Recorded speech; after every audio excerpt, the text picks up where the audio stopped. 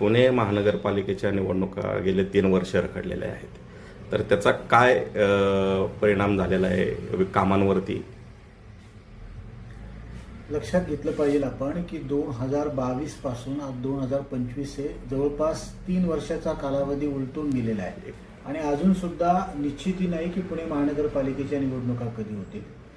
आपण एक समजून घेतलं पाहिजे की प्रशासन आणि नागरिकांच्या मधला एक महत्त्वाचा जर दुवा कोण असेल तर तो लोकप्रतिनिधी असतो, म्हणजेच नगरसेवक. आज सर्वसामान्य किंवा कुठल्याही नागरिकाचे जर प्रश्न पाहिले तर रस्ते, पाणी, आरोग्य, ड्रेनेज, कचरा हे महत्त्वाचे मूलभूत प्रश्न आज शहरांसमोर आव असून त्या ठिकाणी उभे आहेत. आणि आज अनेक नागरिक प्रशासनाकडे या तक्रारी घेऊन गेल्यानंतर म्हणावा तसा त्यांना प्रतिसाद मिळत नाही आणि प्रशासनाकडनं त्या तक्रारीसुद्धा सोडवल्या जात नाही.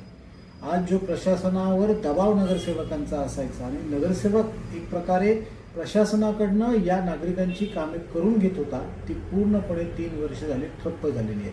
त्यामुळे आज यामध्ये सर्वात जास्त मोठं नुकसान जर कोणाचं होत असेल तर ते नागरिकांचं होतं, हे लक्षात घेतलं पाहिजे आपण. निवडणुका आत्ता होणं का गरजेचं आहे?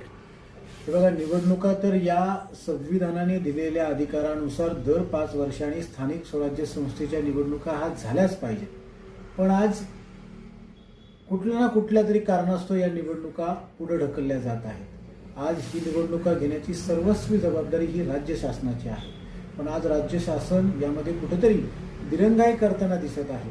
सोयीनुसार राजकारण करण्याची पद्धत आणि तो पायंडा आज महाराष्ट्रामध्ये दिसतो. या निवडणुका अत्यंत गरजेच्या आहेत. आज तुम्ही बघता पुणे शहरामध्ये गेल्या 3 वर्षामध्ये कुठल्याही प्रकारचं नवीन कुठला दवाखान्याचं उद्घाटन नाही, हॉस्पिटलचं उद्घाटन नाही, गार्डनचं उद्घाटन नाही, कुठल्याही प्रकारच्या मोठ्या प्रकल्पांचं उद्घाटन होताना दिसत नाही. महानगरपालिकेचं प्रशासन फक्त मेंटेनन्स स्वरूपाची कामं करताना 3 वर्ष दिसत आहे. त्यामुळे यात आणि शहर तर वेगाने वाढते. शहर वाढत असताना त्या शहराला पाणी, जसं मी सांगितलं, पाणी, कचरा, ड्रेनेज या सुविधा देण्याचं काम सुद्धा प्रशासनाला जमत नाहीये. त्या सुविधा देण्यामध्ये सुद्धा ते अपुरे पडत आहे. त्यामुळे कुठे ना कुठेतरी जर आपल्याला शहराला न्याय द्यायचा असेल तर अत्यंत तातडीने महानगरपालिकेच्या इव्हन सगळ्या स्थानिक स्वराज्य संस्थेच्या निवडणुका घेणं अत्यंत गरजेचं आहे. निवडणुका नसल्यामुळे मोठे प्रोजेक्ट जे आहेत ते रखडले आहेत का?